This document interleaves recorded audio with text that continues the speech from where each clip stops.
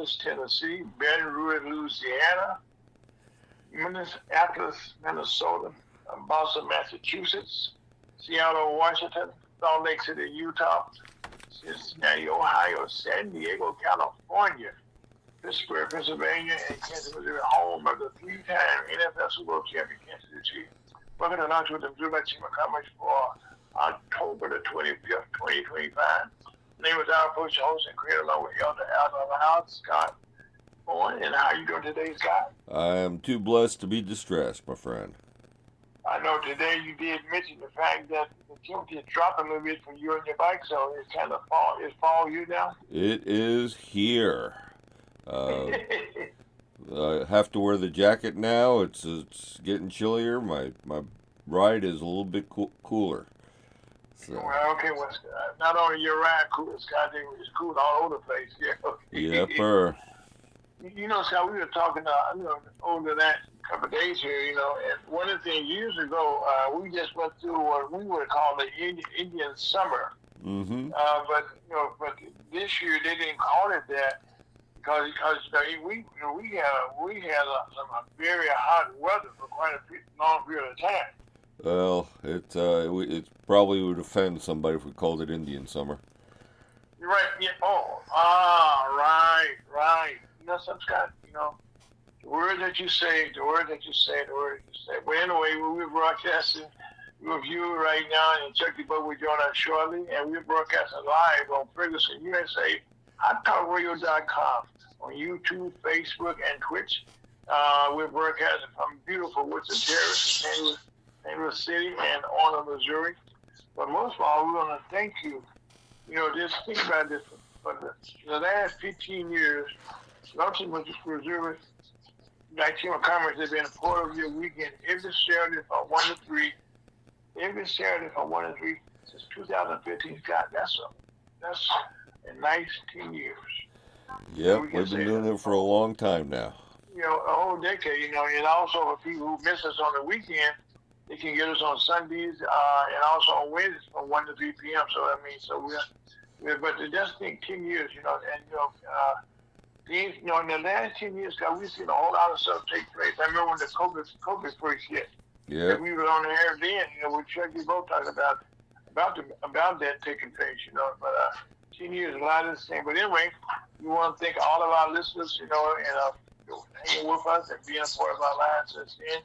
And also, one thing that never changes is we're about to have our prayer with Elder Lyles. And we all say this 3 times. And this is some Elder Lyles go for us.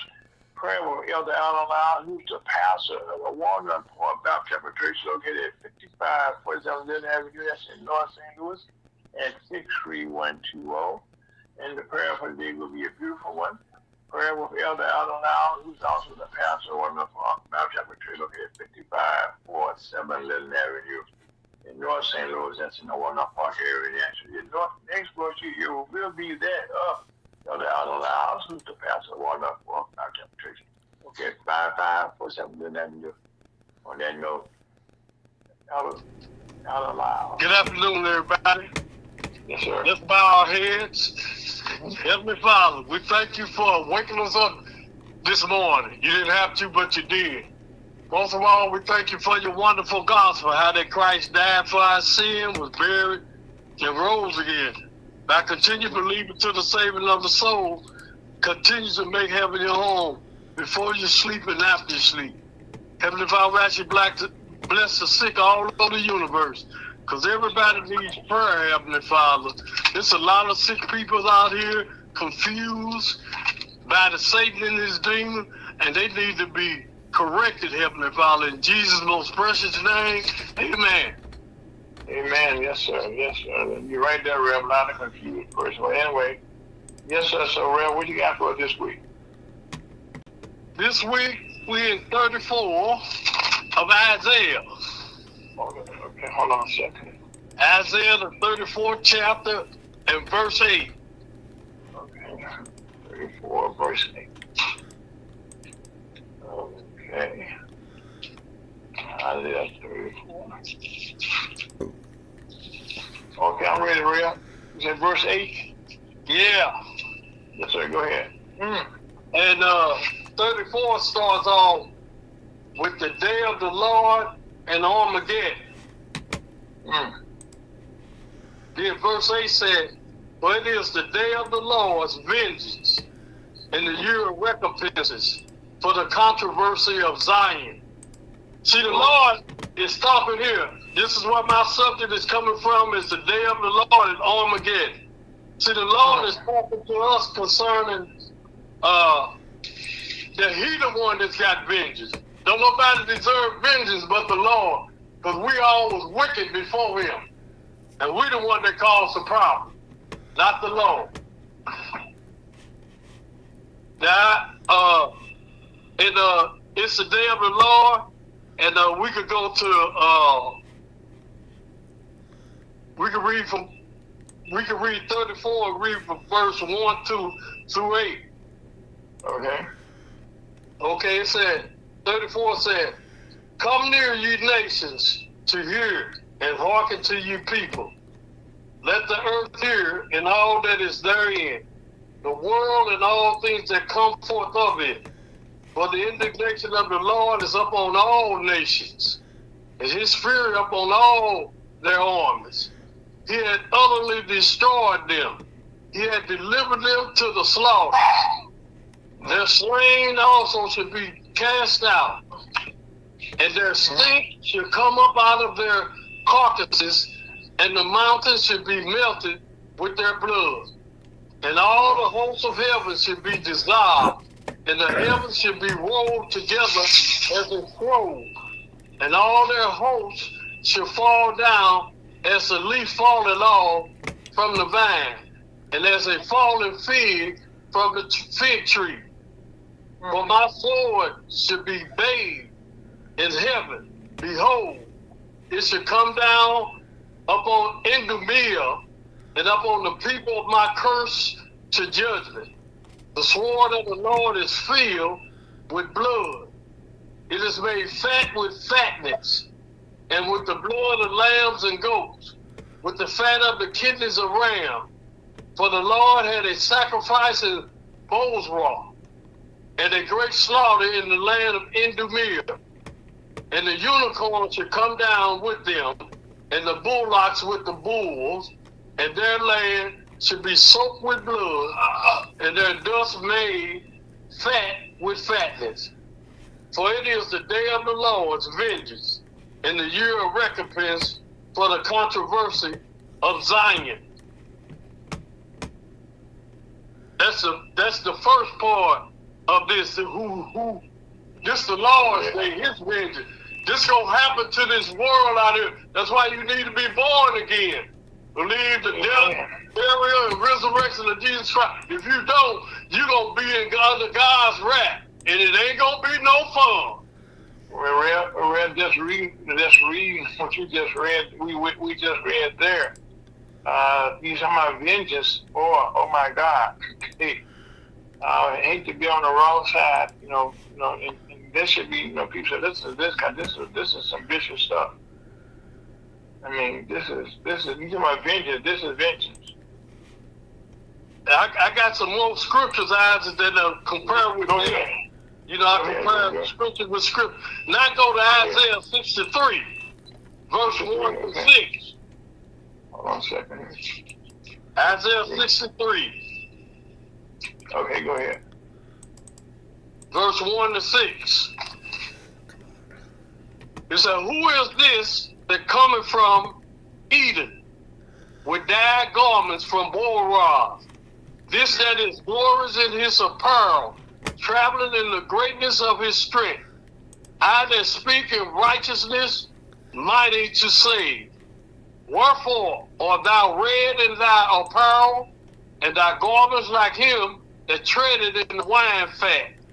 I have trodden the winepress alone, and of the people there was none with me. But I would tread them in my anger, and trample them in my fury, and their blood should be sprinkled upon my garment, and I will stain all my raiment. For the day of vengeance is in my heart, and the year of my redeemed is come. And I looked, and there was none to help. and I wondered that there was none to uphold. Therefore my own arm brought salvation unto me, and my fury it upheld me. And I would tread down the people in my anger, and make them drunk in my fury, and I will bring down their strength to the earth. That's comparing scriptures with scriptures. I mean, it's still talking about the vengeance of the Lord. You know, Rev, that is, in all my readings, to read those, put those two together, we ain't saw no vengeance, okay? I mean, really, if that doesn't get one attention about want to be saved, either trying to seek out help, because this help here, this what we just read here is actually getting down to the nitty-gritty about how explaining about how bad things can be. Amen. And the one thing that's consistent in this whole lesson here is the word vengeance.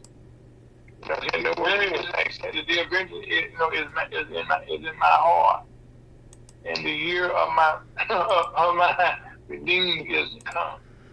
And and that's why I say, he tell you that the time is coming, and then when the time comes, the hell is all over you. Yes, sir. I got some more. If we could come on that time. Isaiah, the second chapter. Verse 10 to 22. Hold on a second. Let's get to the real. Isaiah 2. Oh, go ahead. And verse 10 says, enter into the rock, and hide thee in the dust, for fear of the Lord, and for the glory of his majesty. The lofty looks of man should be humble, and the haughtiness of men should be bowed down, and the Lord alone should be exalted in that day. For the day of the Lords of hosts should be upon everyone that is proud and lofty, and upon everyone that is lifted up, and he should be brought low. And upon all the cedars of Lebanon that are high and lifted up, and upon all the oaks of Bashan, and upon all the high mountains, and upon all the hills that are lifted up, and upon every high tower, and upon every fenced wall, and upon all the ships of Tarshish, and upon all pleasant pitches, and the loftiness of man should be bowed down, and the haughtiness of men should be made low, and the Lord alone should be exalted in that day. And the idols he should utterly abolish, and they should go into the holes of the rocks, and into the caves of the earth, for fear of the Lord, and for the glory of his majesty, when he is arise to shake terribly the earth. In that day, a man should cast his idol of silver and his idol of gold, which they made each one for himself to worship, to the moles and to the backs, to go in the clefts of the rock, and into the tops of the ragged rocks, for fear of the Lord, and for the glory of his majesty, when he arises to shake terribly the earth. Seize ye from man, whose breath is in his nostrils, for where he to be accounted of.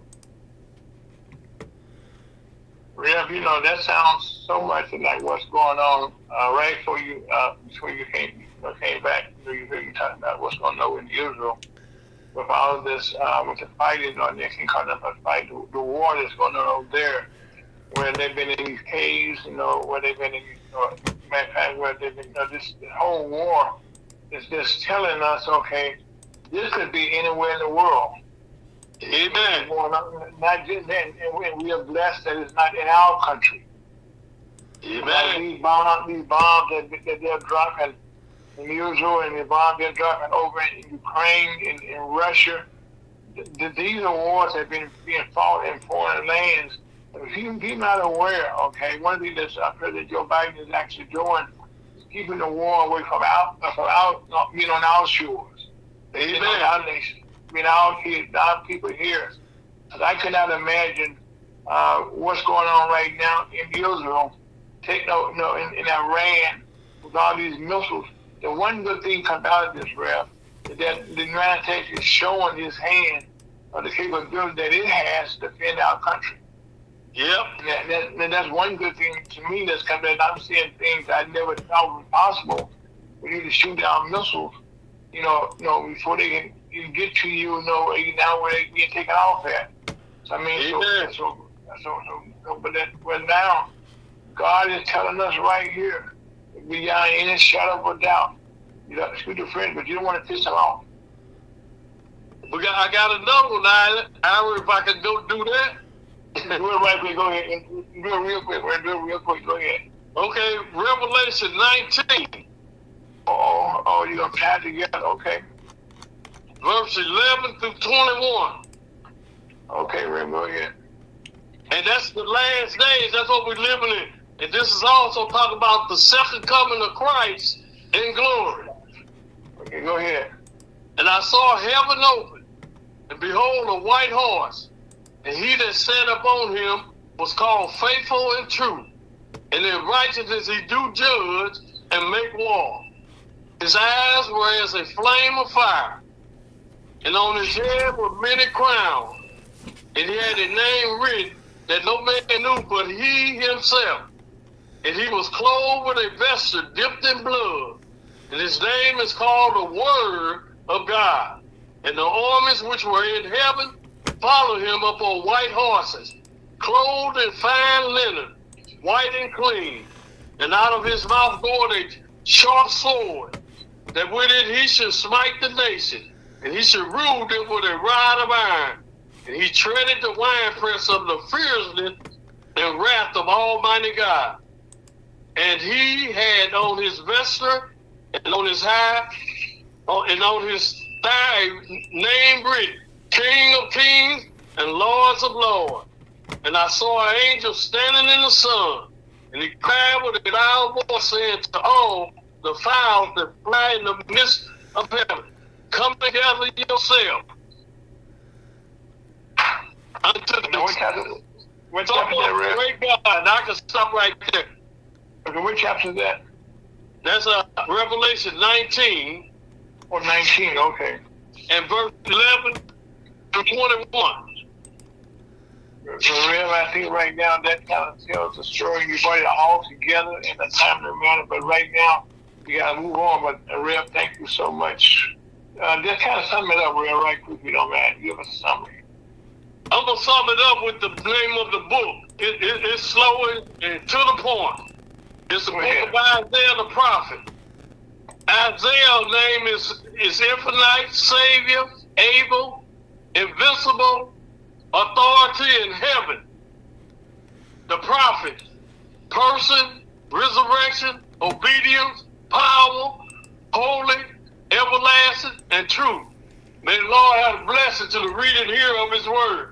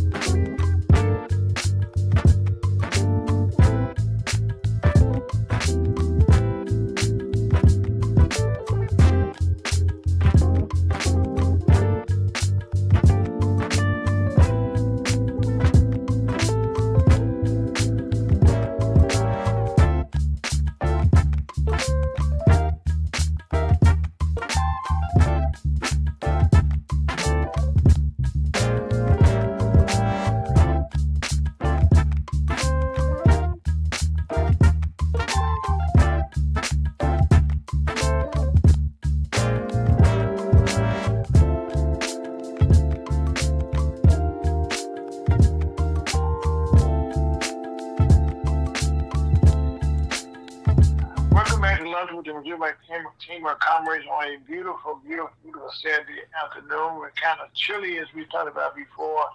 I think fall has arrived, no doubt about it. But one of the things that we have to remind you, we're now entering day 25 of the federal government shutdown, and that's with no end in sight.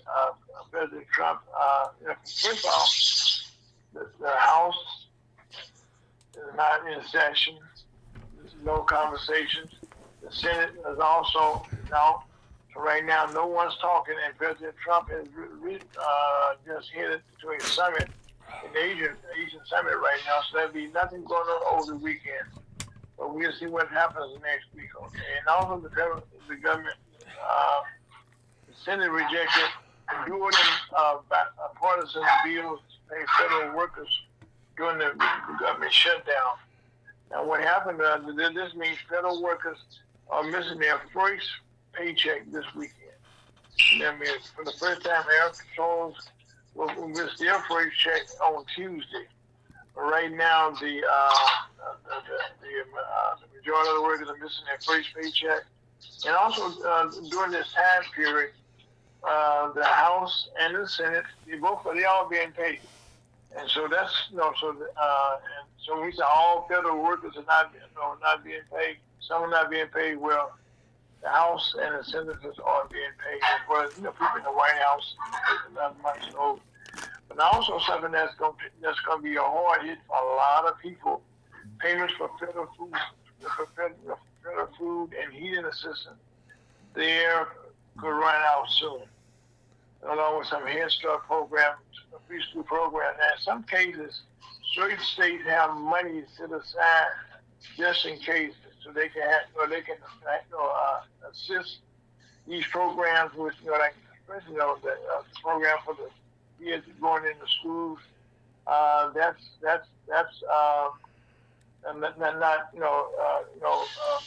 Not being affected.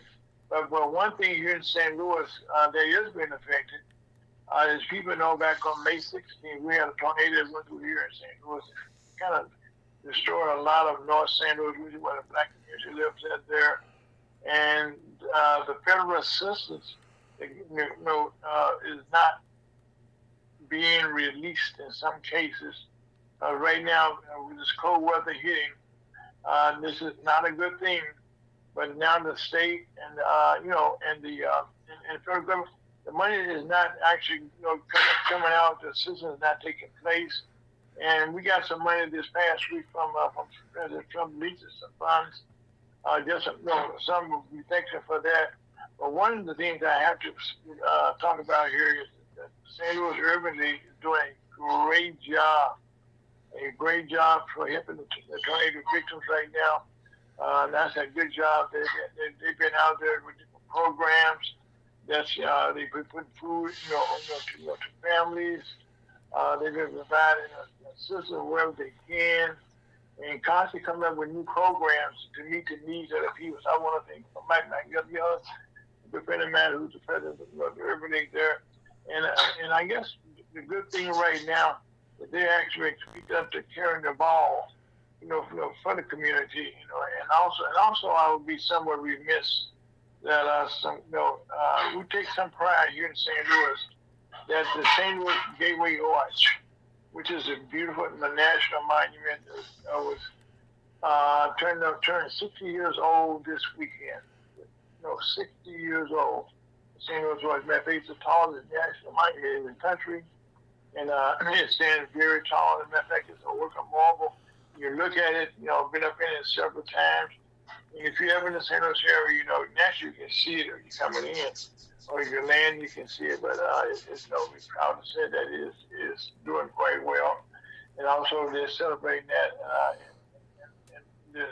They did find some funds, for people to can visit.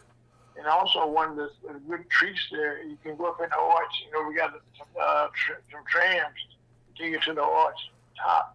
And it's a beautiful view that you will never forget once you get a chance to go up there.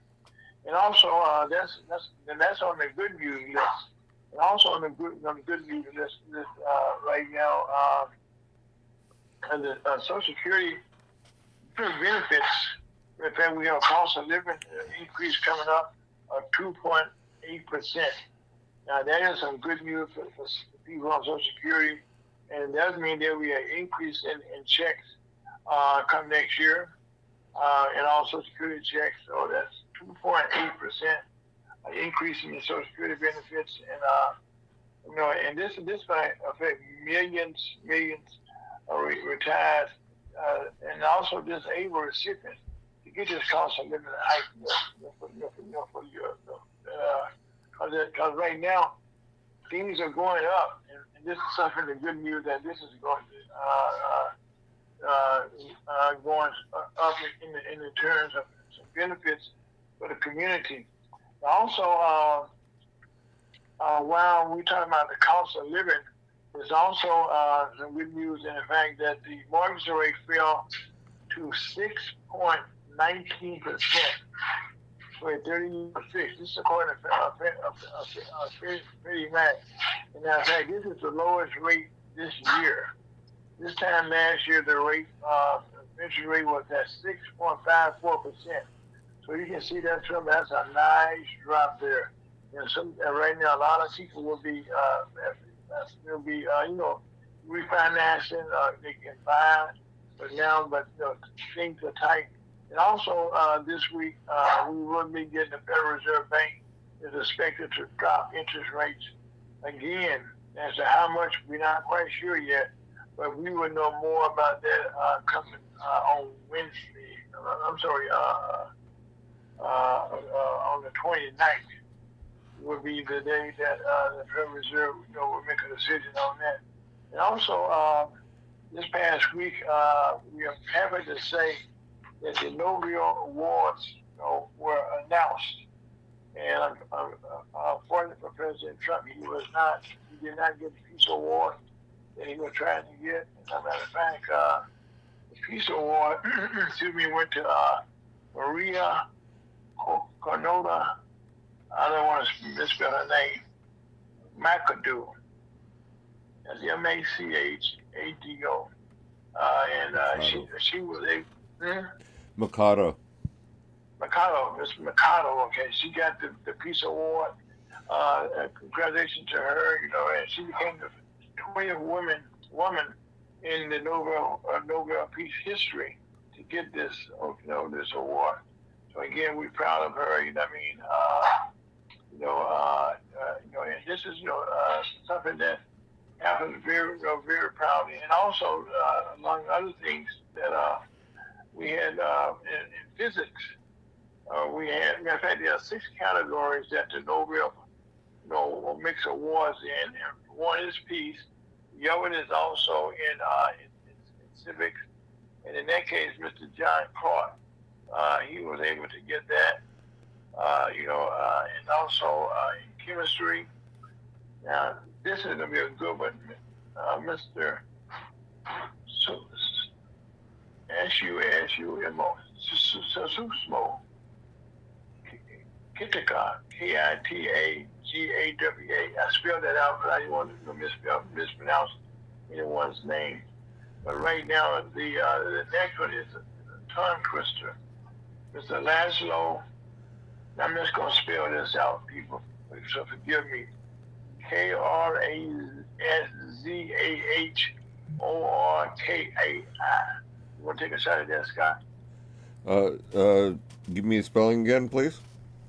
Okay, Krazzahorkai.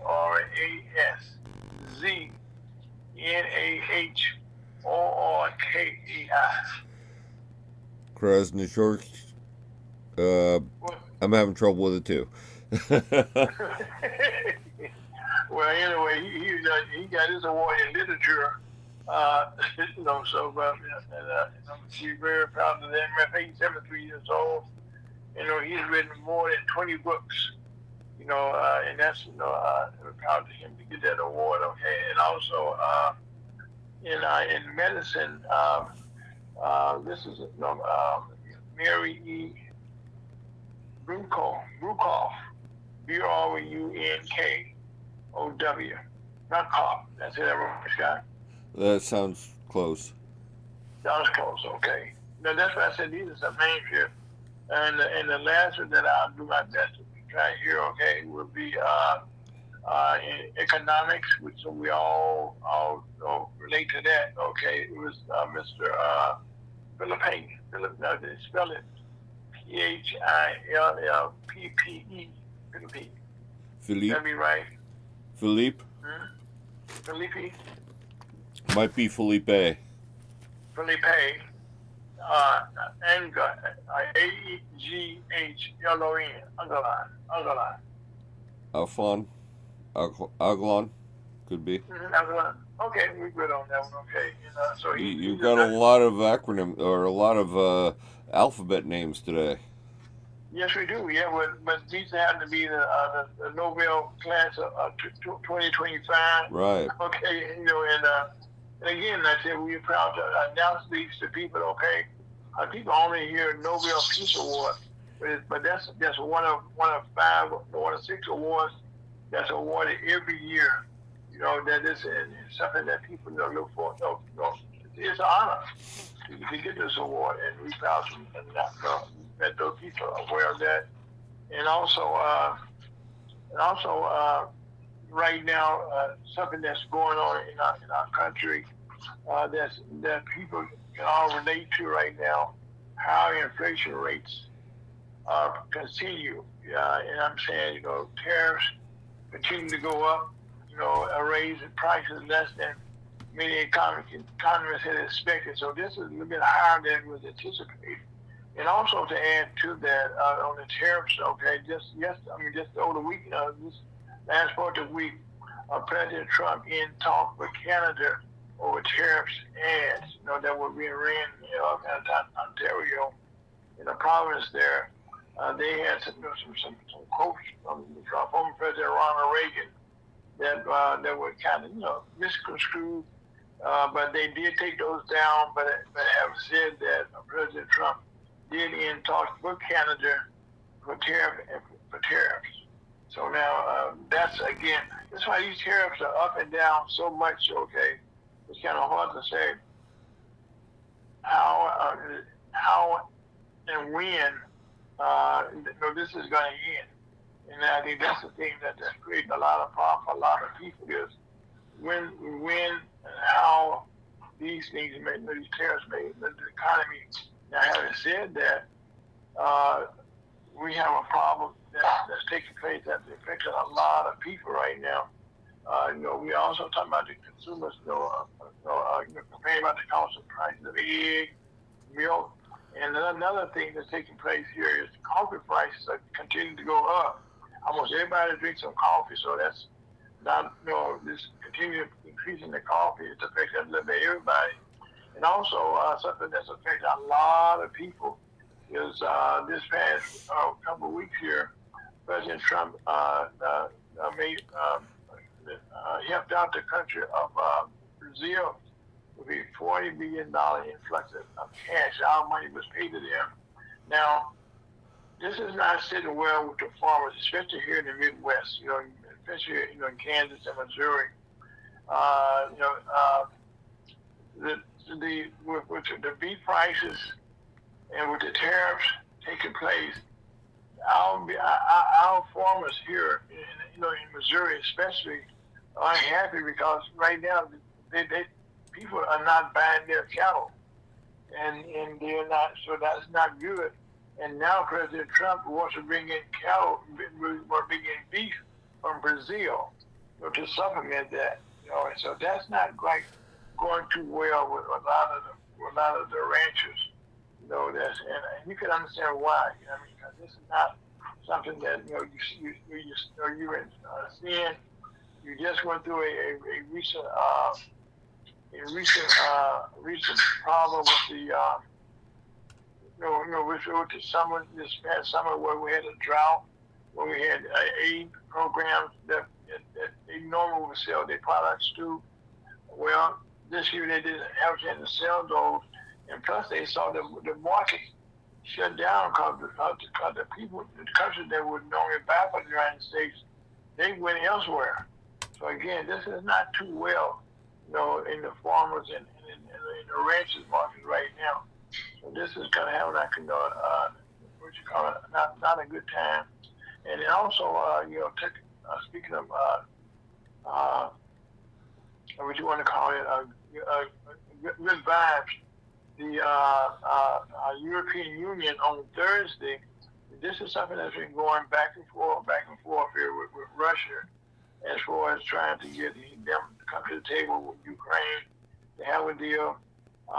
President Trump canceled a meeting that he's going to have with Mr. Putin, and now the European Union on Thursday more economic sanctions on Russia. And this is added to the United States. Matter of fact, President Trump also with some new primitive measures the previous day against the oil industry. Now, this did not sit well with President Putin, who called the Washington's move an unfriendly act that could backfire by raising global oil prices. Right now, the price of oil is somewhat down right now, but right now, President Trump is going to a meeting now that may affect that in the coming week. And also, the American and European sanctions are part of a broad effort to choke off the revenues and supplies that fuel Russia, Moscow's invasion of Ukraine. Depending on Putin negotiating into the war. And right now, I will say that there are some talks now. Today that started some talks that the Russians are now having conversations with the people they had not had. And so now the meeting that was canceled by President Trump is now back on. And so when it's going to take place, we're not quite sure yet. But that is back in the works. So conversations will be continuing there. And that's always good. As long as you can continue to have some conversation, it is always good. And also, another thing that's taking place here with the ICE situation, and with different cities having the people, the ICE agents come to town, and it kind of causing disruption in a lot of cities. Like in Chicago, things are kind of sort of get out of hand, where you have some incidents where people are kind of bagging. Matter of fact, they had a truck. It's not good what's going on with the ICE agents. And one of the things that they've been told now is they need to turn on their body cameras. And this would kind of help show some of the actions they're taking, which a lot of it's been deemed illegal. Matter of fact, a recent federal ruling extended a 2022 consent decree which limits ICE warrantless arrests in the Midwest at least until February 2nd, 2026. So right now, they have been arresting people without warrants. One of the things, you arrest a person, you have a warrant, or telling you why this person is being arrested. And then also they have to have a day in court. Well, that has not been taking place. So now this decree, which actually was handed down back in 2022. So a lot of things that ICE has been doing has not been condoned legally. And also, when I'm speaking about ICE right now, they also have the problem of recruiting new agents. As a matter of fact, it's been reported that a lot of agents, are overweight and they're not even passing all the criteria, the background checks. And to be a federal employee, you got to go through a whole lot of background checks, to make sure that you're qualified to have that job. And right now, we find out now that a lot of the agents, agents to be, I should say, were qualified for the job. And like anything right now, recruiting for jobs is kind of difficult, to say the least. There's a lot of big companies are finding it hard to recruit, and a lot of shutting down. As a matter of fact, one of the things somebody shutting down, this to me is kind of huge. Target's going to cut. Listen to this guy. Target's about to cut 1,800 corporate positions. Now, these are the main people that Target make the big money, not the one you see at the cash register, but the ones that's in the corporate offices. And so that's going to be, a big hit to them right there. And also, speaking of big hits, another thing that's taking place is continuing going on here in St. Louis. Matter of fact, the Boeing and International Machines, their aerospace workers, they are going into their 82nd day of a strike. And now, hopefully, this coming tomorrow morning, matter of fact, they will be voting. I said the workers will be voting again on some increases that have been put on the table by Boeing. So now this strike has slowed down. The assembly line. Now you go 82 days. That's a long time. But right now, you're seeing how they're going to take place. And hopefully it works out pretty good. And also, while we're here in Missouri, this is something that's really big here. There's a couple of things that are taking place right now in Missouri, like Texas, some other states. Our legislators have taken upon themselves to redraw the districts, congressional districts here in Missouri. Previously, we had two Democrats, who had seats, one in Kansas City and one here in St. Louis, Missouri. Well, one of the seats in the district was the 5th district, which was represented by Emmanuel Cleaver from Kansas City. That has been taken off. They wiped that district out altogether. But also, while doing that, they also added, in that same series of bills, that the legislators, the House and the Senate, which is controlled by Republicans, by the way, they have put a new wrinkle there for people like in Missouri. We have congressional initiatives where you can put a ballot out, then you can put it on the ballot, okay, then you can vote for changes in our Constitution.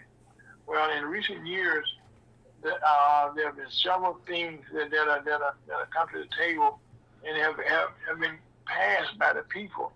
And so right now, the legislators in Missouri want to change the threshold. Normally, right now, this is a Constitution. This is what the Constitution has said for years and years and years. It says that you have a simple majority. Where right now, the Republicans want to raise that threshold a little higher, make it more difficult for that to take place. So just this week, the Missouri Association of Missouri Realtors, which you remember of, Scott, and they get members all over the state have joined the effort to block the Republicans' bid to make it harder to amend the Missouri Constitution. Missouri Realtors asked a Cole County judge, and Cole County is in Jeff City. That's where the judge is there, to write a question on the ballot next year, asking voters to significantly increase the threshold for changing the Missouri Constitution via citizen initiative. The citizen initiative is a power Missouri voters approved for themselves more than a century ago. And so right now, in recent years, in our House and Senate, there have been bills that never will come to the floor, never got passed. So the citizens voted on themselves in initiatives. Among those that took place, they had a minimum wage increase. They got that passed and made that into law. They also expanded Medicaid benefits. And they also legalized recreational marijuana. And they also legalized betting. Now in Missouri, the governor who signed the bill in the House of Representatives and the Senate are controlled by Republicans. Right now, this is going to be coming up on the ballots in the election. And right now, this is a significant change because right now that threshold being raised will make it very hard for certain things to take place here in Missouri, which is not a good way for them to do it. Also, something that we also need to look at here at the White House. I know Scott and I talked about this. The west wing, east wing of the White House has been completely demolished by President Trump, and he planned to build a ballroom, about twice the size of the main residence. And also, now in doing this, Trump, normally there's a process that you have to go through to get this done, but President Trump has already tore it down, and now, this was done despite having approval from the agencies which had the jurisdiction over construction on federal property. None of those things was taking place, and right now the preservation is urged the Trump administration to alter the donation to a plan for the 90,000 foot square ballroom can go through the required public review process. Matter of fact, right now, first of all, this cost of this ballroom is private funds that were paying that. And right now they have raised $200 million, but now this has been torn down. We've been told that it's going down to $300 million, which is not good. But we're going to see now how all this plays out. And also, so right now, and Scott and I discussed this before the program.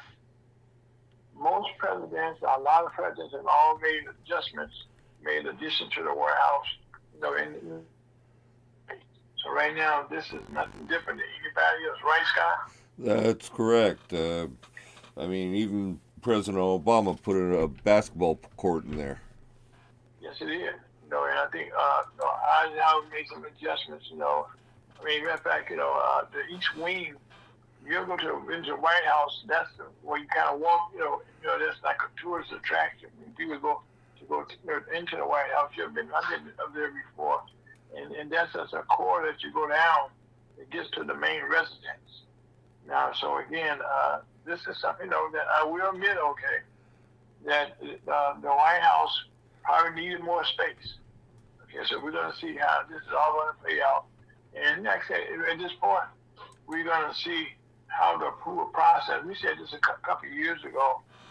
As these things take place, we want to try to educate our listeners on the things that are taking place in the law as we go through different things that are taking place. So right now, we have a chance to understand how the process goes when you're going to make an addition to a government building, what agents have to review those things, and how they have to go about doing those things. So right now, the ballroom, you need it, because right now, our country has grown, in the years that the White House has been built, and we probably need more space. I agree with you on that. Okay, but my mother office is not what you do, how you do what you do. So now I think it's down now. So I think we're going to see how this is going to work out with the proper agencies stepping in now, and giving their approvals, for the size, for the changes that are taking place, and get as all this is the people's house, and we everybody want to get in on it and get their thoughts about how this is going to take place. Now, also, another thing that's taking place here in Missouri, we've been having a whole lot of carjacking. We talk about this almost every weekend, and about Addison, Kansas County, and St. Louis City, and carjacking are getting bolder right now than they have in the past. And also, our murders continue to increase. They dropping, they say. But right now, we continue to dominate the news with the murders, and the carjacking.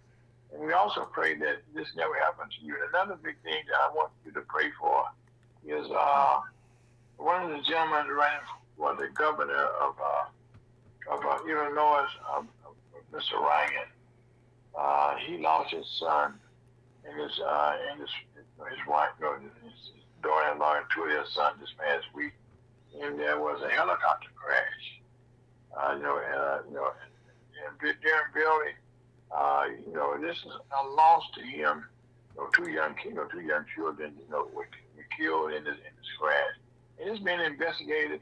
And his son been flying helicopters for a lot of years, so this is nothing new to them with flying helicopters. As a matter of fact, Mr. Bill used this helicopter. This is not his first term running for governor. Last time out, so right now, keep his family members in your prayers. That's Darren Bailey of Illinois. Please keep them in your prayers. And also, I want to say thank you for making Missouri not too much coming for your weekend since 2015. God will take a small break. Ferguson, you're the high-powered doctor. Take it out here.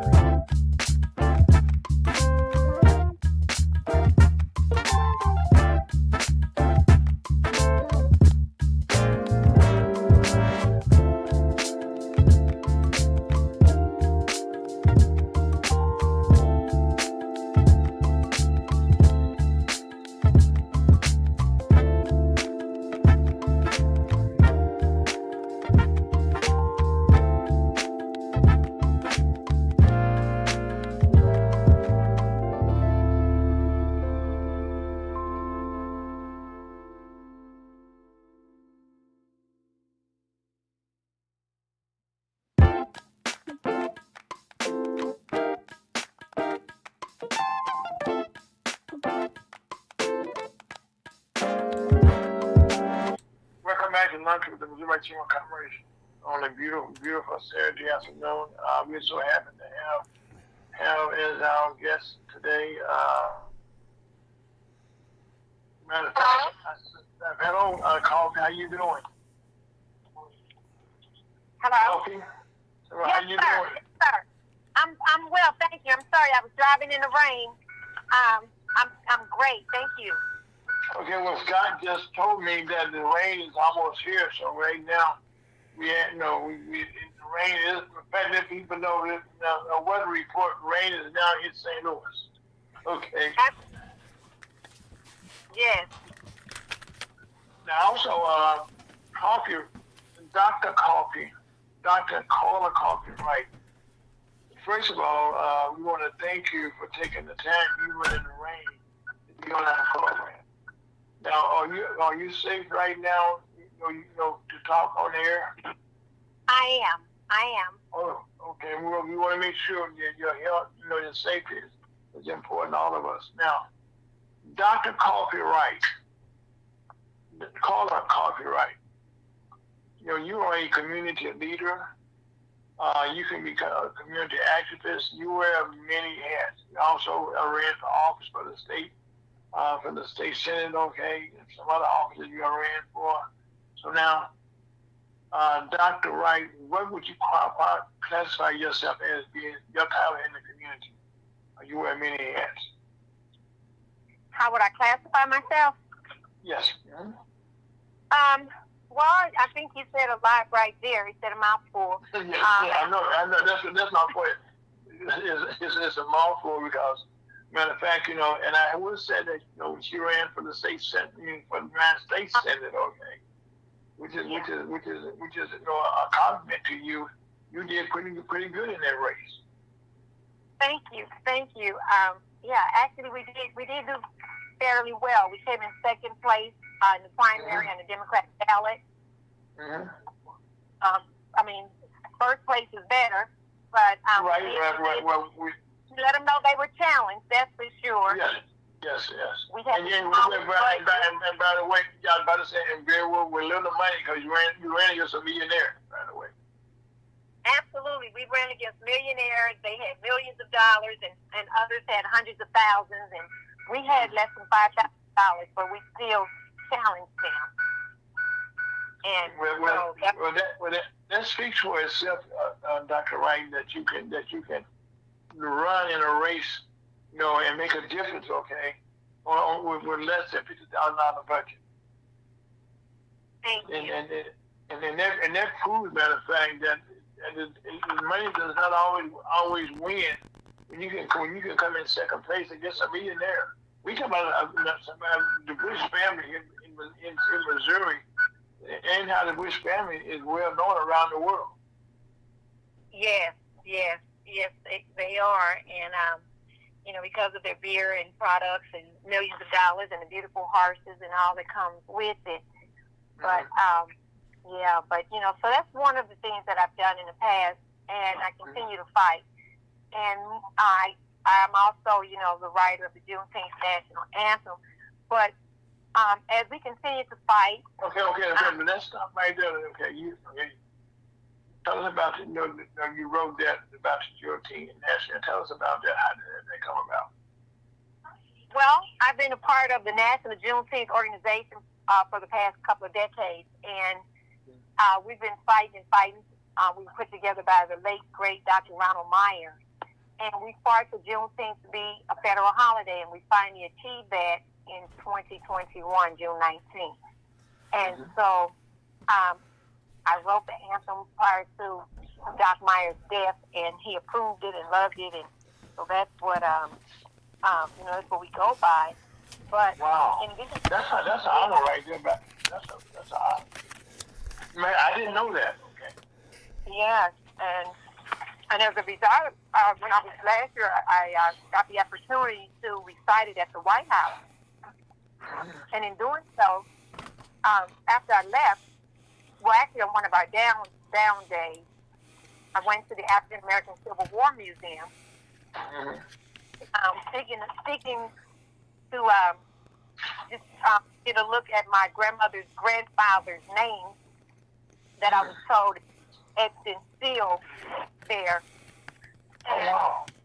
And I got a chance to achieve that along with viewing 229,000 other African Americans' names who all together made the decision to join the Civil War, which is left to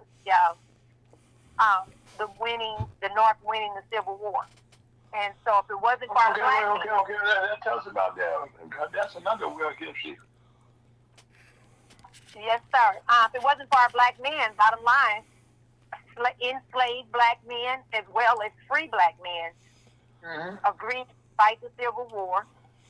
And as a result of that, because the North was losing, and black men couldn't go in the military, you couldn't go in the army back then in the 1800s. And so Abraham Lincoln decided, after pressure from Harriet Tubman, Sojourner Truth, Frederick Douglass, Delaney, all of them pressured him to let the colored folks in.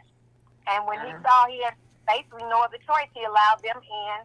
And our black men kicked butt, point blank. They kicked butt.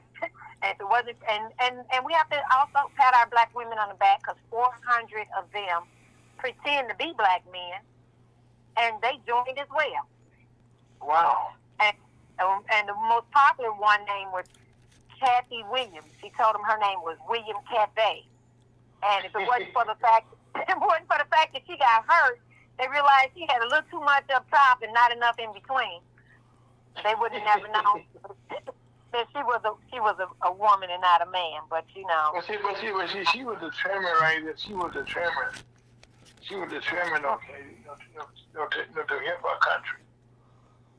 Absolutely, and help our black men, because behind every good black man is a good black woman. And yes, it is. Yes, it is. So she and was I agree on that. I mean, because that's the whole thing about that. That not enough respect is given to the black female of the role that she has played, in our history. Because some of the people that you mentioned, Ms. Tubman, a whole lot of other people, without their efforts, okay, the Underground Railroad and things such as that, we would not be where we are right now in this country. For the black, freedom and stuff goes. Yes. But I guess what we have to push is we have to continue to share our history with one another, and it's not just my grandmother's grandfathers, but everybody. 229,000 black men names on that wall, and so if it wasn't I'm 60. So if you're in my age range, it was your grandmother's grandparents. It could have been their great-grandparents. If you're a little older, it could have been your grandmother's dad. But their name, believe me, is in D.C., mounted in steel at the African American Civil War Museum. And the thing about it is, with their name being there, if it's not your grandparents' name, then it's her brother or her grandparents' cousin. Somebody in your family. Someone in your family, absolutely. Before we go, Dr. Wright, before we go any further, okay, Scott and I were talking the other day, and I should have asked you, I was going to ask this question. How did you get the name Coffee? Well, I think cocoa is too sweet. and I'm the darkest one in my family, so I think that kind of, I used to think I was adopted as a child because we all mixed with a bunch of stuff and a bunch of different notices. And my mom is what they once identified as high yellow. She's very light skinned, or she was. My dad, I'm like I said, I'm the darkest one in my family. I have a sister that we're 11 months apart, and I think they call that is it Greek twins or something? I forgot what they call it. But when you're born in the same year, That's And, Irish Twins, Miss or Dark Irish Coffee. twins. Okay, Irish twins. But Okay. but she's light. She's really light, and I'm brown skinned. But nevertheless, You got some beautiful skin, by the way. You got some beautiful skin, by the way. thank you. And they say the darker the berry, the sweeter the cherry. So I'm not mad. Okay. Okay. But I tell you, what I wanted to share is, as a result of seeing our ancestors' names at the Civil War Museum on the monument, I said we got to bring it to St. Louis. We have to let people know. We have to let them know that their ancestors' names are there. And so what I did was I donated, as well as dedicated, some land that I have that's right across the street from what they call Fairgrounds Park. On the upper end, it borders Natural Bridge, Kasu, Grand, and Fair. So I'm on the Kasu side. And so the land that I have, I decided to dedicate that to the Colored Troops Buffalo Soldiers 13th Amendment Park. I named it that. Because let's digress, okay, so we can understand. Fairground Park, okay, is one of the parks that has a big history in St. Louis history. It comes to blacks, okay, get equal rights. We go to the swimming pool that's in Fairground Park. Yes. So it has a big history there. As a matter of fact, I used to. It was a race ride in Fairground Park, I think, that you're speaking of. Yes. Maybe back in the 60s, I think, somewhere around there. Yeah, in the 50s it was, because I remember former Alderman Freeman Bosley, senior, okay, wrote about it and talked about it, how the fight took place up there about the swimming pool. Right. And it was but right now, this past summer right now, and summer's got no past by, matter of fact, as a kid, I used to go to the pool up there myself at Fairground Park, and a very nice pool. If people not aware, was well taken care of. As a matter of fact, I said this in another life. I used to be chairman of the president of the Fairground East Neighborhood Association, so I have a good relationship with Fairground Park. Now, so that's how I'm asking this question. Now, give us the location of the monument, the land that you donated. Okay, so I didn't donate it to the city. Right. I didn't donate it to Fairgrounds Park. Right. What I donated it to is to the Colored Troops Buffalo Soldiers 13th Amendment Park, and that's what I named it. Okay, now that's a cross-funded park. So, on what part of the park is that located? At the corner of Cotton and Warney. And so, it's at the corner of Cotton and Warney.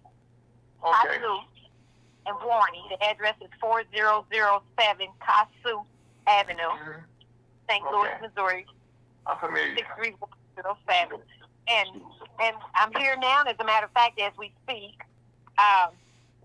And so, actually, not only we have a gift shop that we're looking forward to opening, as well as an education center. And so that'll be the gift shop and education center. We have, when you pull up, you'll see a sign that says Colored Troops Buffalo Soldiers 13th Amendment Park. It's a large 6-foot by 5-foot sign made of wood and stone. And in front of it is will be the Moses Dixon Path to Liberty. This is where the bricks will be. All right here, personalized engraved bricks with your name on it, the name of your organization, your business, or whatever. And Moses Dixon is the gentleman from St. Louis. I think he's originally from Georgia, but he lived in St. Louis, and he trained 50,000 black men to overthrow slavery before the Civil War ever happened. Taught them how to fight, shoot guns, and all that. And so we named it the Moses Dixon Path to Liberty. In addition to that... Okay, now that's digress. Okay. You're breaking up, Ira. Okay, hold on a second, Scott. Let's get that right quick now. Okay, how's that, Scott? Much better, thank you. Okay, now coffee, well, Yes. I call you coffee, okay, because that's the name that you go by, and it's known by in the community, okay, coffee, okay. Yes, so, sir. okay, so right now, how many is a quarter of an acre of land on that corner? That's a nice size corner that you have there. Yes, my size. I don't know the actual footage, but it's a nice size, and the thing about it is it's sacred because this is where our black men lived, ate, slept, was medicated, was hospitalized because during the Civil War, they named this Benton Barracks. And Benton Barracks, Fairgrounds Park was Benton Barracks. And so that's where our men ate and slept and everything. And then in the Fairgrounds Park that we see today, it was double the size. So right where we are, I'm not really across the street from Fairgrounds Park. I'm in Fairgrounds Park because it was double the size, and it went back north of Fairgrounds, where Fairgrounds is. So we're right here in the heart of it. We have been able to, by selling bricks and taking and robbing my piggy bank, we were able to get a buffalo 7 feet long, 6 feet tall, a statue of a buffalo representing the Buffalo Soldier. We were also able, and let's go back, Harvey. If you don't mind. Mm-hmm. How big is this buffalo? At least 7 feet long and 6 feet tall. And I love to show you some photos of it if you can maybe put them on your website. And so we're excited about it. My excited is excited. And so You're right. and then in addition to that, to represent the color troop, which are all of our grandparents. Mm-hmm. It's not just about mine. It's 229,000 black men that were enslaved and free black men that fought that Civil War. So represent they created their own flag. They carried the American flag and they carried their own flag. The slaves created their own flag and they had a silver eagle on it. Wow. And nothing but God, I stumbled across a silver eagle that's 4 feet tall with a wingspan of 10 feet. Wow. Representing, absolutely. That's all I can say is ooh wee, wow. So we have that. So we're looking for donations because we have to secure it. They're paid for. They're still at the place where we ordered them, where we bought them from. They came from out the country, and they're not getting any more. The company is actually closing down. They're closing down now. The old guy is in his 90s. He's been around forever, and he said he's ready to shut his doors. And so he's like, Coffee, why won't you let us deliver them? We delivered it for free. What's the problem? I said the problem is theft. The problem is security. We have to make sure that they are secure. So we need support. We need people to help us, be able to secure this. I met a brother today, came out to the park. He's a welder. And so he said he's on board. He's going to help with the welding and help make sure that, he promised to do that. And so I'm holding him to his word. And but not only that, we got to buy the material, and we got to get it in the ground. We're going to have to rent some heavy equipment, machinery to lift that in the air. We need fencing. It was a little late for this interview. I was at a fencing place. Let me ask you a question, Coffee. As we talking, and my mind is working here. I'm not something like you. Okay, my mind is always working. Have you talked to the coalition of black trade unions about getting their help? Because they have some unions, okay, that may be able to help you out, with the equipment that you're trying to get done. That'd be great. No, I haven't spoke to them. So and now that this gentleman told me what we need, maybe I can connect him with them as well. So because I don't even know what equipment we need, right. Fine, but yeah, that would be great. I'll definitely give them a call. As a matter of fact, okay. As a matter of fact, I know my plate is full, okay. But I would kind of start helping you, okay. The chamber will, and that's okay, as much as we possibly can, because you have done so much with this park that you created here, and this, in fact, and it's growing. I kind of visualize you having a building of some sort for you to house all this. It has a small building. We have a small building, so that'll be the education center and the gift center. So, back then they didn't have dog tags, but we're gonna be able to do dog tags. So if you lost your dog tag, you can get another. if you have 10 kids and each one of your kids, everybody want daddy's dog tag, well, guess what? We can make 10 of them for you. Everybody gets a dog tag.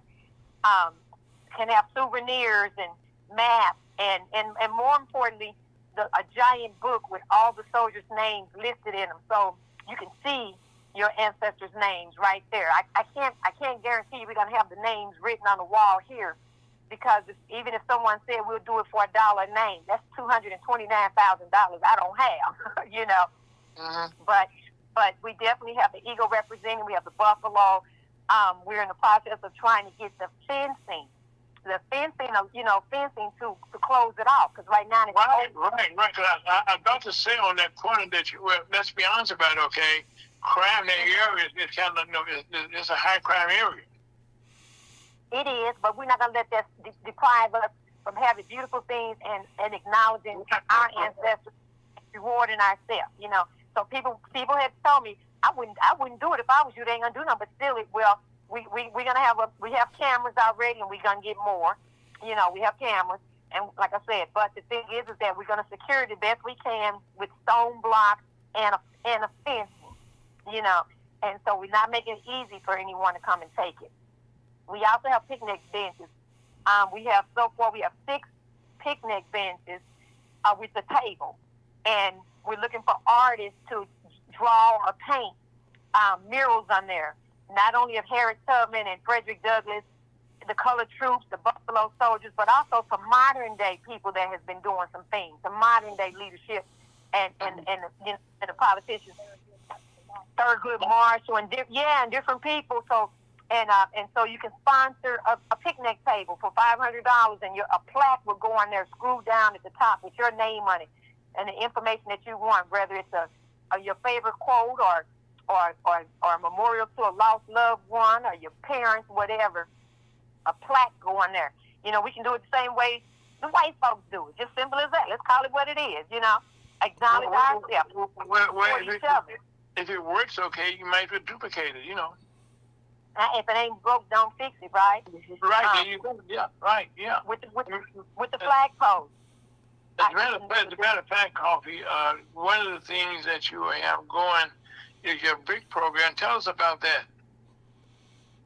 Yeah, the BRIC program is, like I said, you can get an 8x8 brick, which is a double brick, and that would hold 62 different characters on it, and that's $250. At the History Museum, they're $1,300. But here, we're able to get it for $250 if the brick company is working with us. Personalize whatever you want on it. Or you can get a regular size brick for just $150, and you get 42 spaces. And they're all going to go down here, like I said, in front of here. It's called the Moses Dixon Path to Liberty. And we have, and the bricklayer is going to lay them down really nice and neat, where it really look professional and everything. You know, first I was going to be the one to lay them down, and we're going to do the best I can. But I found somebody that said, "Copy, no, I'll take care of that." And so,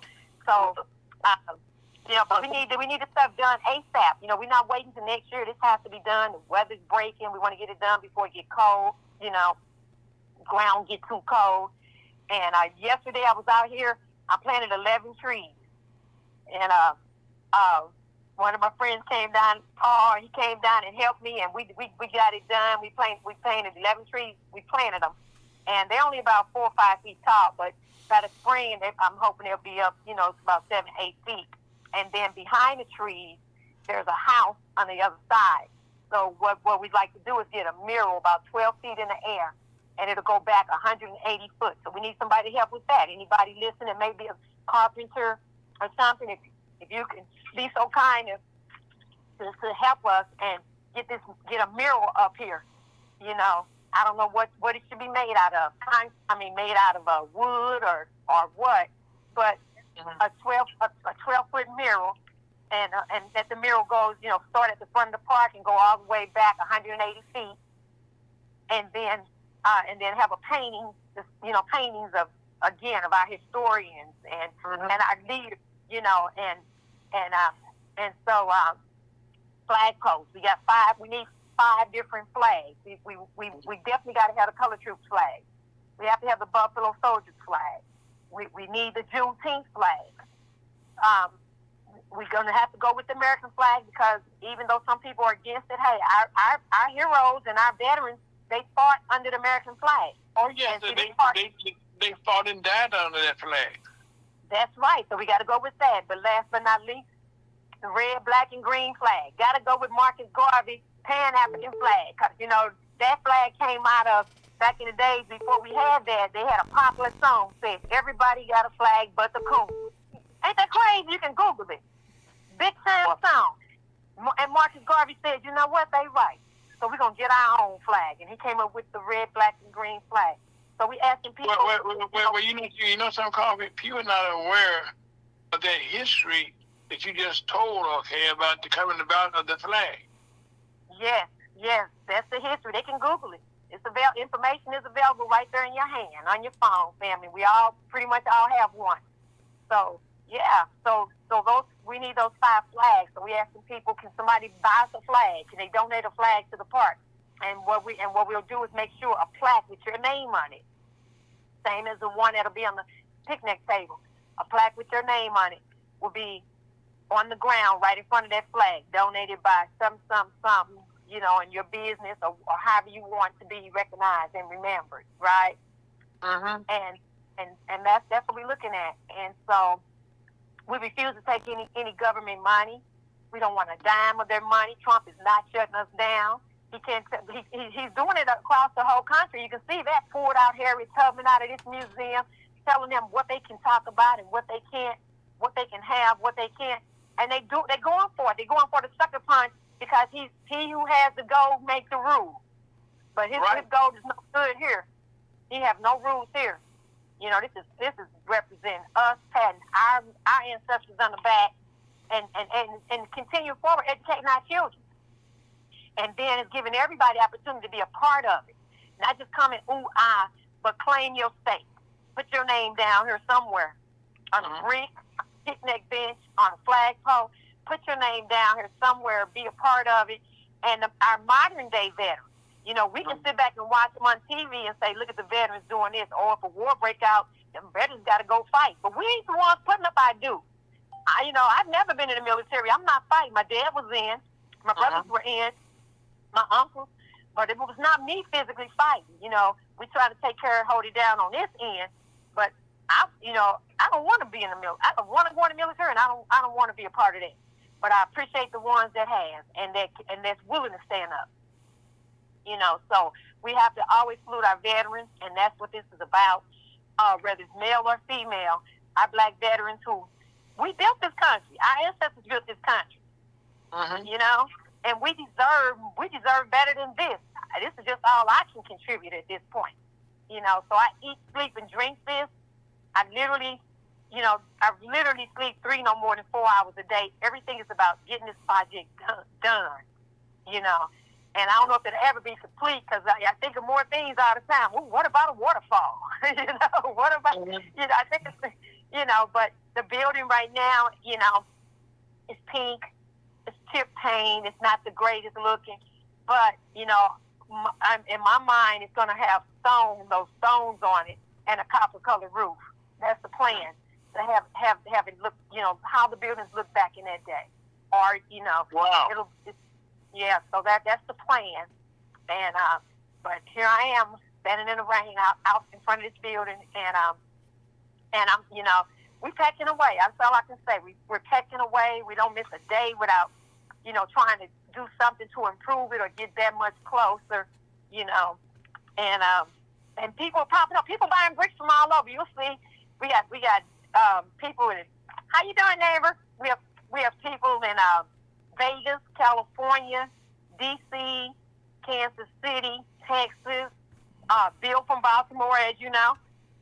Different people have purchased bricks. So everybody's putting their claim to fame, and making, tying it in. Yesterday, I can send you photos. Yesterday, people from Cuba, go on my Facebook. People from Cuba came, and it was awesome. They came in because like he had, Zaki Baruti, he brought in the people from Cuba, diplomatics. And so they came over here to see the park yesterday. And Okay, And okay, Coffee, do me a small favor, okay? Let's talk about what happened with Zaki this week, okay? That was nice. I looked at some of the video that you put online about that. oh man, it was awesome. I mean, they came to tell us about the relationships the United States have with Cuba and what's going on, and you know how they're blocking us from going to Cuba. You can't go to Cuba as a tourist. I've been to Cuba. They showed us nothing but love. I'm looking forward to going back. I mean, you know, Cuba's only like 90 minutes from Florida, you know, Right. and I think, you know, we all need to go there. But they taught me something else yesterday. I went to all the symposiums that he put on, and then we took him to the museum, the Griot Museum, and he just tried to show them as much as possible. Went to the Cahokia Mounds and prayed and just introduced them to a lot of people. But one thing they before they left, they said they were talking about the Civil War with Zaki. And they were saying how black men after the Civil War went to Cuba. A lot of them went to Cuba, got married in Cuba, and never came back. And Zaki said, well, Coffee is opening up the Color Truth Buffalo Soldiers Park. She said, no way. She couldn't believe it.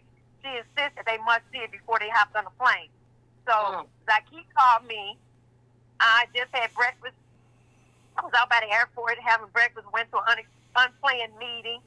And he said, could I come over there? I said, absolutely. I zoomed down there right quick, and we talked. I gave them a little tour. We took some photos, and I ended up giving them a 5-foot banner that I had that we stood up and was holding in front of the sign. And they liked it so much, I said, you can keep it. And come to find out, one of their top filmmakers in Cuba is doing a movie and a documentary on the Civil War, on the relationship with the United States and Cuba, and so I had to give him the banner. I said, take it. Right, that banner will be used, okay, in many places. Right. That would be awesome. That would be awesome. You know, I gave it up. I have one. I have another one. I only had 2, and so I still have one. So we both have originals, and so. But I let them have it. As a matter of fact, theirs is larger than mine. I gave them the biggest one. Which some candid, the Bible tells you, it's more blessed to give than to receive. Okay, well, I gave it to them, and it's the making of it. You know, it's showing, it's got the buy 3 bricks, get 1 free special, and it's QR code and all that information on it. But it was giving them so much information at the last minute, because at the events we never did talk about it. And I guess had Zaki been thinking, he could have had me briefly talk about it. They could elaborate on it as well. But we didn't talk about it. So, but anyway, I did. Well, the fact, okay, that you gave them that much information, and man, just think about this, okay, and that'll probably be on display in Cuba right now, and to get a whole lot more, more recognition down there. Yes. That's going to travel further than just in their cloud somewhere. That's giving them something to talk about, to let people know that what's happening down here, And so I told them, they said they would love to. They're going to get in contact with her because if they was asking, could she speak at our grand opening? Absolutely. Bring her down. Welcome aboard. Let her speak.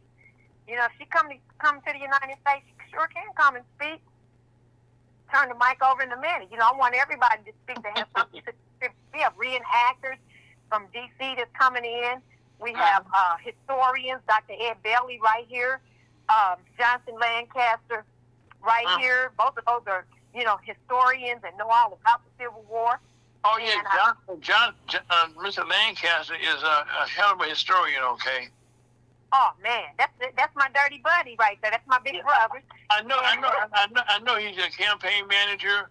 I know you guys travel the state together. Absolutely. I mean, we slept in cars. We slept in parked in a Quick Trip and a Walmart. I mean, that's my dirty buddy. And and so Lancaster's working on this project with me. We work, and so so we, by him being a journalist from Howard University, and he was also a journalist for the White House, he got to make sure facts are facts. So he makes sure that we are doing everything crossing our T's, dotting our I's, giving right Oh yes, information. and also he wrote for the newspaper on the east side also. He did. He told me. Yeah, he worked for so many different newspapers. He worked for American. Right. The Bell. I forgot the one on the east side. The name of the Bell Ridge or something. I forgot. The Belleville. Okay. Yeah. So yeah, shout out to him. Tom, you talking about him being a journalist, okay? When he was in high school, I think he went to CBC. At that time, this is a story, it's a true story here. At that time, I was a general manager of a radio station. The first, when I was the youngest black general manager in the country at that time of a radio station. And Mr. Lancaster came down and interviewed me for the school newspaper back then. And, wow. And right. That's why I say he and I met way back then. And one of my best friends, Mr. Sam Kennedy, the late Sam Kennedy, and also his son Terry Kennedy, who were both aldermen. Okay. Mr. Kennedy was one of my mentors. Wow. Sam Kennedy was, when he was on the board of aldermen. And Mr. Kennedy also was a union leader also. And I'm also, at that time I was also a member of the Teamsters, my own self. Wow. My mom was a member of Teamsters. We used to, when we go to camp, summer camp, we went to Teamsters camp out Peevely. Yeah. Right. In Peewee, we had matter of fact, the summer camp down there had the horses, had the golf course, the lakes down there, and it was a beautiful. Matter of fact, I went down there, took my kids down there back in the North days, and just went down on the weekends just to go down there to get away. And that was also part of Local 688, okay, was the local, okay. And matter of fact, I was fortunate enough in those days to represent the Local 688 in several conventions around the country. They would send me to. Wow. Wow. Yeah. My mom was a member of Teamsters a long time. Yeah. And so we grew up with summer camp out there. Yeah. And, but see, Coffee, that's the thing about you, okay? You have no problem knocking on people's doors and saying, I need your help. And you're finding that people want to help you. Because we were discussing, Scott and I was this morning, I think it was, Scott, about the title that we was going to use for you to be on the program today. And I said I couldn't just call you an activist, okay? Because you're much more than an activist, okay? You are a true leader in our community. You see a problem, and to me, when you see a problem, okay, you don't talk about it, okay. You go figure out how to resolve the issue, how to make a difference, and you have continuously done that. Thank you so much. Thank you. I appreciate it. I watch you. We have a lot of friends that we have, like Mama Veronica and people like that. And all those people like that. And especially like Terry Kennedy. Okay. He and I have very close over the years. Because he came to me after when he took over the board of aldermen. Okay. And I worked with him when he was on the board of aldermen, in the communication division, that we were there, and I worked there in the division and helped Terry, get things done that allowed a lot of blacks to participate, in communication in the city of St. Louis. As a matter of fact, a lot of the black people who became, worked for the Cardinals, worked for the Blues, the football corners back in the days, and also for the Rams, and they were able to get their training through double helix in those days. How to train, to use a camera, how to do lighting and stuff such as that.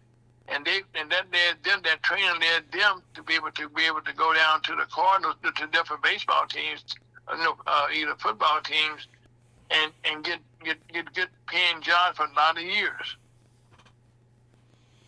And all the McKinney, and I worked together, to make sure. Because in those days, W. Helix told me personally, Mr. Polk, we can't find no black folks. We put an ad in the American newspaper, and we can't find no black folks. Well, I said, I like you, okay? I said, no problem. So I got busy. I went up to City Hall, went around the community, and let it be known that they could get free training, and how to use cameras, how to be, a cameraman, how to be a writer, how to do lights and stuff like that. And that program was very successful.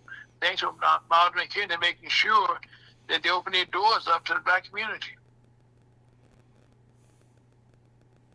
Wow, that's I appreciate all of that, and we just can't wait for other people to do things for us. No, you got to do it yourself. We have to do it ourselves. I've never been a person to say, if I thought it should be a candy store on our block, I never said they should have a candy store. They should put a candy store. No, we are they. But I mean, if we think it should be a candy store, then we do it. We are they. Who we waiting on? I like that. I like that philosophy. We are they. We are they. And so, nobody cares that that these little kids over here don't have any candy and they have to walk 2 miles barefooted and get up at 4 in the morning. We got to put shoes on, and we got to bring you close. Well, that's why I said this morning, Scott and I were talking, and you just demonstrated, what I told Scott, that you are a leader in our community. Thank you. Thank you so much. Just listen to you this morning. Let's take the Buffalo. Well, you've been got the Buffalo. And you found the Buffalo first of all, okay, and then you pay for the Buffalo. And I know some people that work with the Buffalo Soldiers, up out in Kansas. That a friend of mine is very instrumental working with them up there. In fact, I think I tried to work with them, Wayne Hubbard. Matter of fact, he's works closely with the museum they have there, and I think he'd be very happy to hear what you're doing here in St. Louis. As a matter of fact, we should probably try to make that connection, okay, with you and them out in Kansas. They would be happy to hear what you're doing. Oh, that'd be great. I love to share it. Love for everybody to be a part of. This is not just a St. Louis thing. This is a national. It's right. It's right. It's international. Okay, and that's what I said. Matter of fact, you got me committed now to doing more stuff than I had planned. But guess what? No problem. I'm like you, and I've been making a little small list here while we've been talking about some things that I can do, okay, through the chamber, to help you, enhance what you're doing, and make a difference, okay, in the community with your projects. So what you're doing there, Coffee, you're changing. It's a generation change that you're doing there on that corner. In fact, you're making a difference. Well, as you probably know, right behind where you are on Warren and Kasuth there's some land behind. There's a place called Sherman Place. All right. Your place is right behind you there. Are you familiar with that?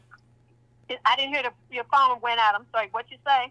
Okay, right behind where your park is, when you're located at there, right?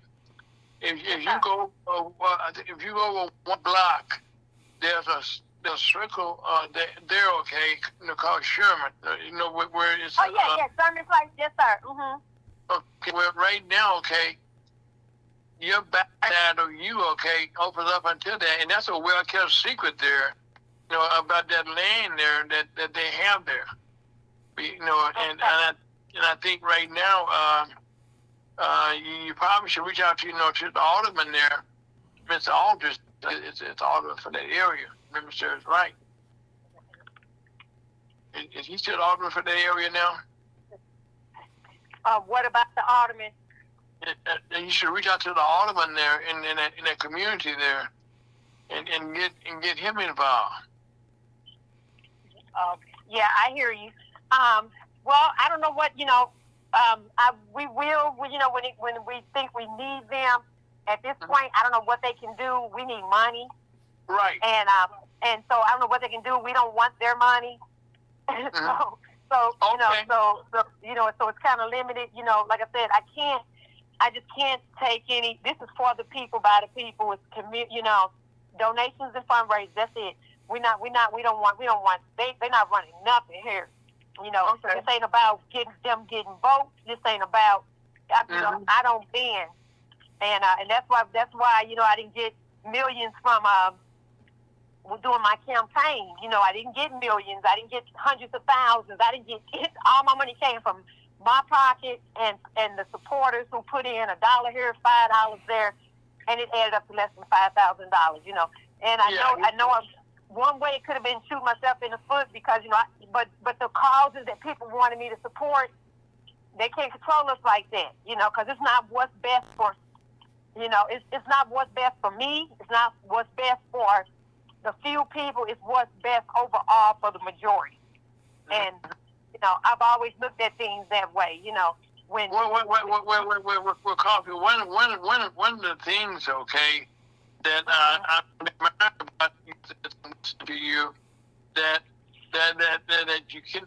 Well, you remind me of myself, okay. Okay.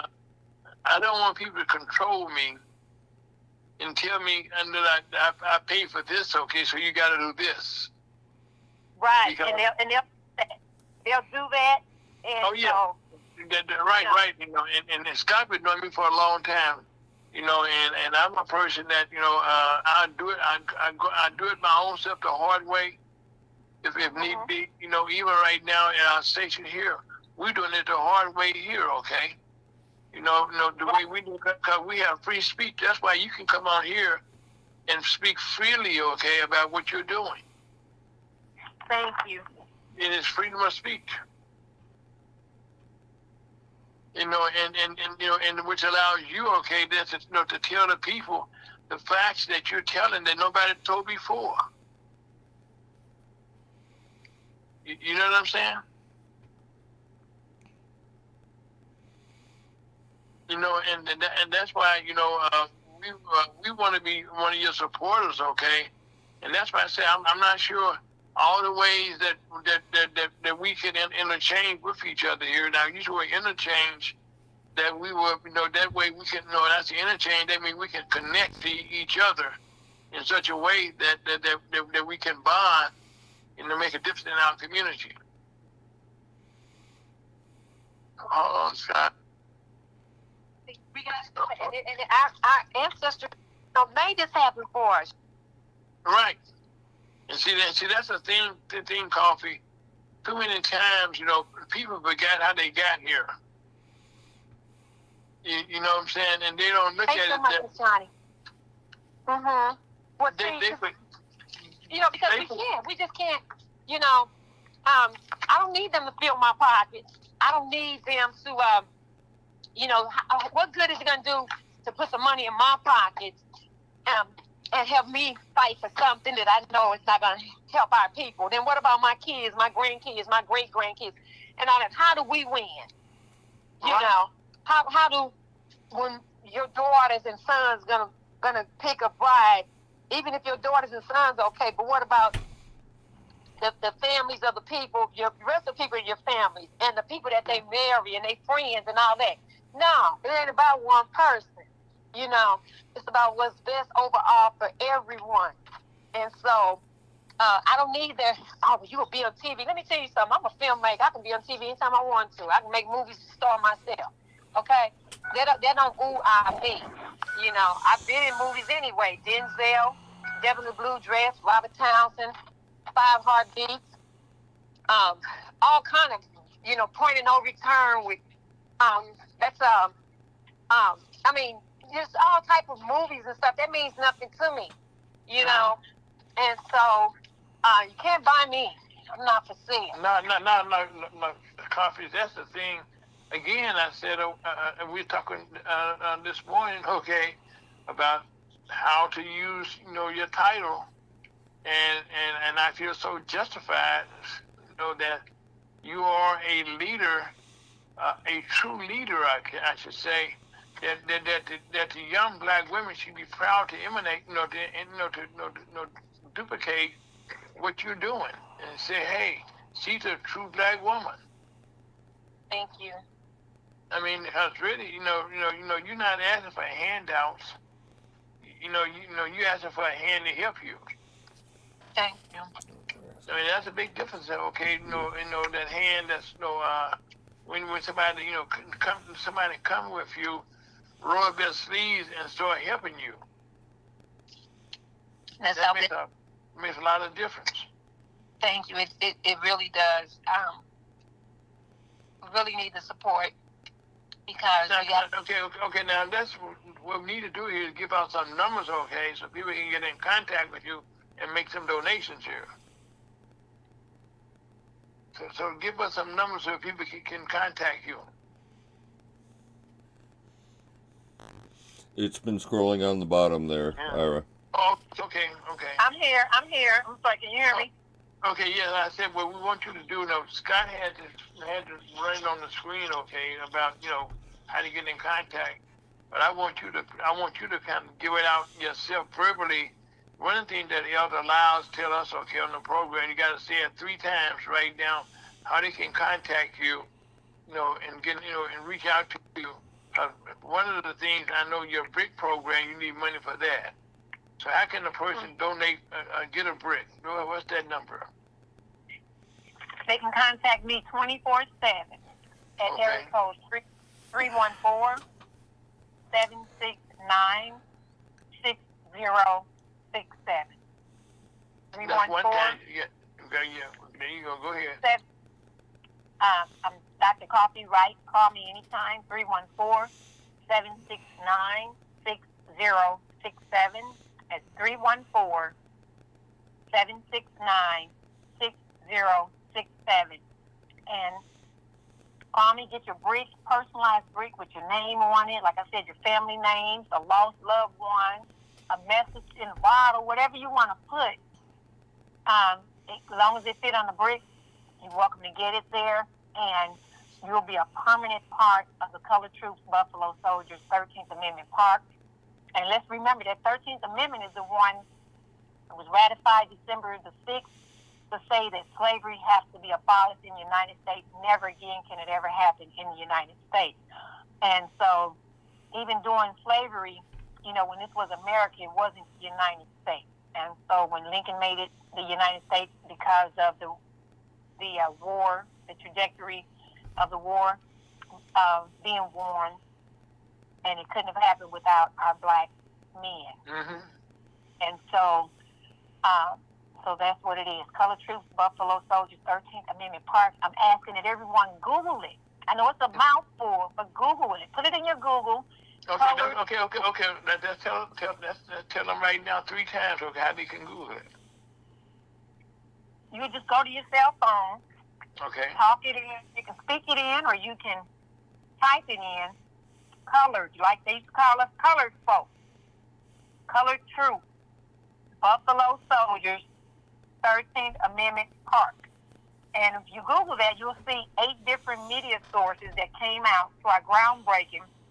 You'll see Fox did a beautiful coverage, had the shovels and all. We were out here in a lightning storm. As a matter of fact, they said, Coffee, we know you're definitely not going to do it today. It's a lightning storm. But will you be rescheduling for tomorrow or next week, or is it just not going to happen? I said, let me tell you something. If I'm the only one there without an umbrella, I will be there. Okay? I will be there and without even an umbrella. It's going to happen today. It's not being rescheduled, and it happened April 4th, 2025 this year. the anniversary of the assassination of the late great Dr. Martin Luther King Jr. And so wow, we're looking for something.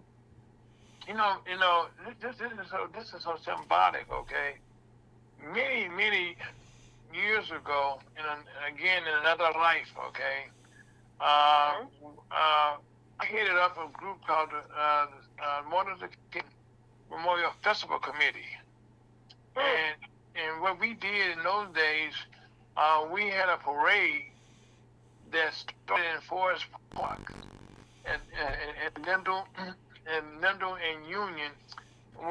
Went down Union went down Union to Delmore, made a right turn on Delmore, and went down to oh my God, what's that street right there? Well, past Kings Highway, where the actual Dr. King is located. And we walked right past the statue there. Euclid. Okay, we went down Euclid Avenue, past the statue of Dr. King statue. at Fountain Park. In Fountain Park, right? We passed Fountain Park, then went over to Wold Park. We made a left there at Martin Luther King, and went down to Wold Park where we had a festival there. And we did that for several years. We were trying to make Dr. King a holiday in those days, and and it wasn't a holiday. And then what we also did around that, we also had a skate-a-thon. On the skate-a-thon, what we did with Mr. Foggy up at Skate King, and we started again the skate for the skates. We went down London and Union to Delmore. Then this time we went down to Vanderbilt, and went from Vanderbilt over to Fairground Park. Wow. And then we were raising money because in those days, if you recall, there was a problem with some young men being killed in Atlanta, Georgia. Okay. And so we raised some money to take down to the King Museum. To raise awareness, and it's still to put some money down there for the families that were was losing their loved ones. 5 minutes, Ira. Right. Yeah, thanks. Yeah, so really, we were working very hard. As a matter of fact, we kept on doing it, okay. And once the holiday became a reality, we stopped doing it. As a matter of fact, we had a banquet down there, at the Pascal Hotel, which I know you're aware of. It was one of the first black hotels in the country. Wow. Well, I have to say thank you. Thank you so much. Thank you for your service. Thanks everyone for everything that they've done. Because I stand on you all's shoulders. You paved the way for us to continue to fight, and what I'm doing is preparing to pass the torch on to the other generations. There are 3 generations under me. I have children. I have a granddaughter that's 23, and I have a great grandson that's 4. So that's 3 generations. Congratulations. Thank you so much. And so thank you all for all you've done. And I'm also just want to be clear for the listeners that are of other nationalities. Thank you all if you were on the right side of the fence, because we didn't do this alone. And I realized that there was a white man by the name of John Brown that a lot of people are not aware of, that was good friends with Frederick Douglass and Harriet Tubman. Yes, and he started off being racist, but then he got to know black people. He got to understand, and he decided that slavery was wrong, and he wanted to do something about it. And the story goes with John Brown is that he and his sons, they overthrew the armory at Harper's Ferry in Kansas City, Missouri, and they hijacked it, stealing all the government's ammunition, artillery, everything, gunpowder, you name it. And all of that was with the purpose of to overthrow slavery. Unfortunately, they got overtaken by the United States government, and they were hung, he and his sons. So a lot of white people have risked their life. We will be honoring John Brown here as well. He will be on the mural, he and his sons, because he did good deeds to help us. And then, of course, there were the Quakers. There was the little white ladies that put their laundry and their lantern out. One light means it's safe to come. 2 lanterns Right. means don't come. You know, Sophie, and I gotta sit on there, okay?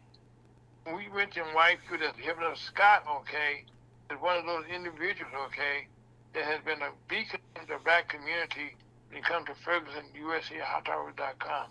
And I want to thank Scott on the air, okay, for all that he's done to help me do what I do every Saturday for the last 10 years. So Scott, I want to say on the air, thank you for being, what Coffee just said, a white person, okay, a white man, okay, that's been there for the black community, and help, okay. Now let's have this well, thank you very much. And I appreciate you, Scott. Thank you. And we need, because people need to know that. Black people need to know it, yes. As well as white. Yes. It's we're not gonna make this a black and white thing. It's a poor and rich thing. It's a right and wrong thing. And always Scott become one of my best friends. Like we like family, okay. In our family. You know what I'm saying? But with him, okay, and he's been a beacon, okay, and a supporter. I believe. I get it, absolutely. And so this is, this Color Troops Buffalo Soldiers 13th Amendment Park is recognizing history, fact, not. And right now, and Scott, some kind of way, okay, we're gonna put you in the park here, okay, for what you've done for us here today. You don't need to put me in the park. I'm fine. Thank you. Scott, son, I knew you would say that, okay? Hit him a brick, Ira. I am. Got the brick. Yes. There you go. Hit him a brick. I'm gonna get you a brick, Scott. I'm gonna get you a brick, Scott. That's what I said. You gonna be in the park, Scott? I've never been stoned before. Huh? I like that. Yeah, but no. You have been a blessing, Scott. For the black community here in St. Louis, okay? Yeah, I recognize. I appreciate it. Yeah, and I want to thank you, not just to your, like we talk about right now on the air, that all that you continue to do, okay? And you do it, okay, because you want to do it. And you do it with joy, and we have fun. We do. Thank you. We have fun. We have fun. I hate to say this, though, but we're running out of time, Ira. Okay, if there's a thing that times with Candy, I'm sorry, Candy Coffee. I want to thank you, by the way, for filling in for Chuck DeBow, who could not make it today, okay? So you glad you stepped into that space, okay? You got a late start, but you made up for it at the end here. And I just want to thank you for being a part of the show today. Nothing was about you, my comrades. Again, that's Dr. Carla Coffee Wright, and community leader, and what's the name of the park again? The Color Troops Buffalo Soldiers 13th Amendment Park, family. Color Troops Buffalo Soldiers 13th Amendment Park. It is Googleable. I am Googleable, Dr. Coffee.